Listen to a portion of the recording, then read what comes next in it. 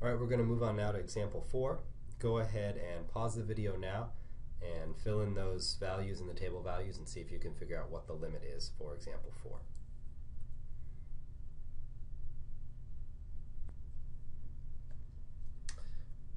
For the answer here, I'm going to go ahead and plug it into my graphing calculator to save me some time.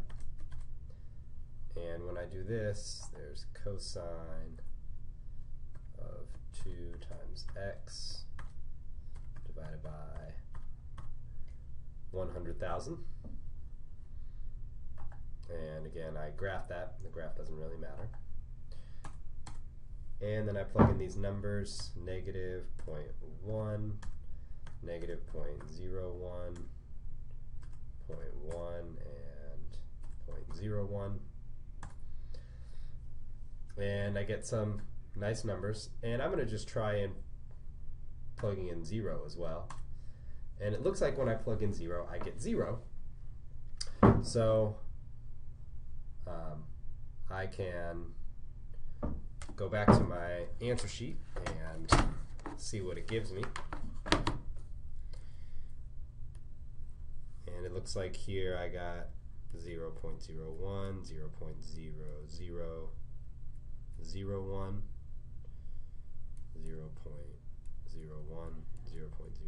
0.0001. Seems like the limit's going to 0, and on my graphing calculator even looked like I got 0 when I plugged in 0. Turns out, though, that's wrong, because we can do this by hand. And I think, actually, I did it here on the Web 2.0 calculator. If I plug in 0 squared plus cosine of 2 times 0 divided by 100,000, and I hit equals, I get 0.00001.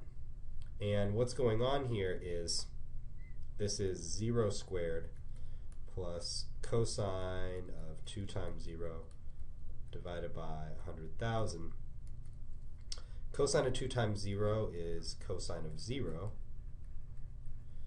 And cosine of 0, if you remember your unit circle, which you will want to remember, that's 1. So 1 divided by 100,000 is a very small number, but it's not 0. And the graphing calculator, when I plugged it in, it rounded it off, and that Web 2.0 calculator didn't round it off, which gave me the right answer. So again, here we have an example where plugging in numbers close to 0 didn't actually get us.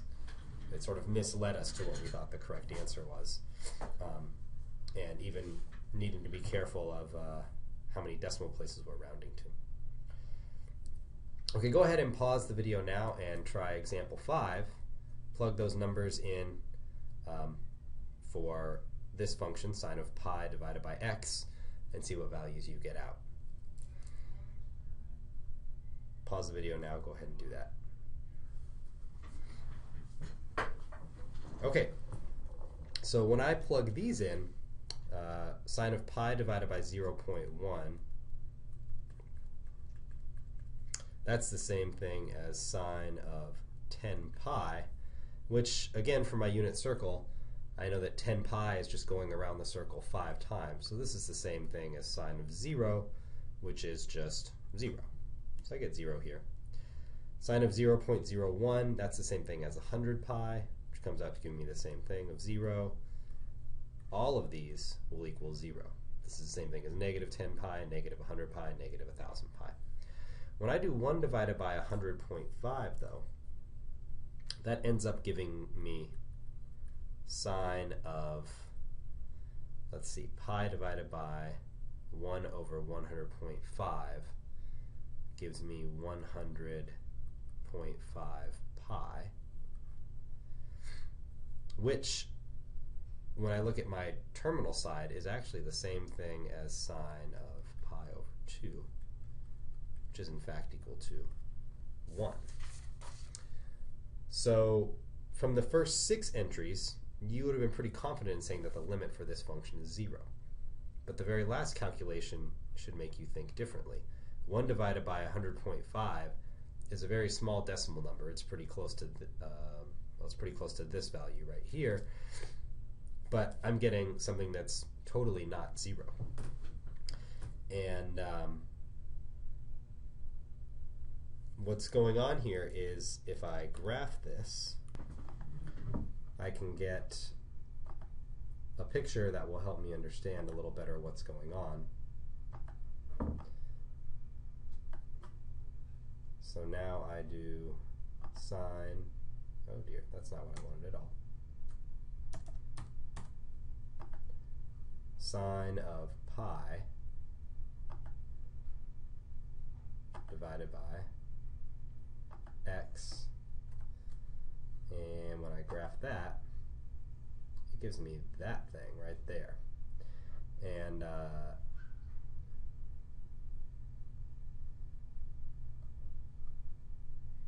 that's actually, oh, I guess that's correct. If I zoom in on the very center, you can see that it's actually a lot more wiggly than what you would think. Let me zoom back out one more time.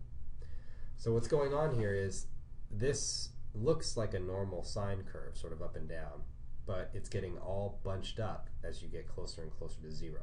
And then the calculator's having a tough time doing the calculations, which is why it's giving us these weird jagged peaks. But if I wanted to draw the graph, it would look like this. The graph would look basically like this, like a normal sine curve, but as you get closer and closer, it bunches up.